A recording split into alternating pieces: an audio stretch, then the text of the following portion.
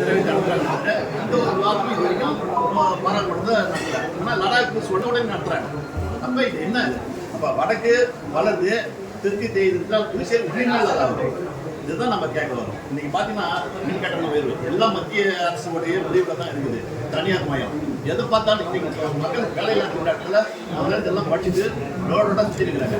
இங்கே அல்தாசா என்னன்னா போதை பழக்கத்தை அடிப்பாகி வேலை வாய்ப்பு இல்லாத இதெல்லாம் குற்றச்செயல் அதிகமாக நடக்குது. இதெல்லாம் நம்ம பாதிச்சு அடுத்த தீர்மானம் என்ன நம்ம மத்திய அரசு தெரிவிக்கணும். ஒவ்வொரு சட்டமன்றத்திலும் நம்ம தெரிவிக்கணும்.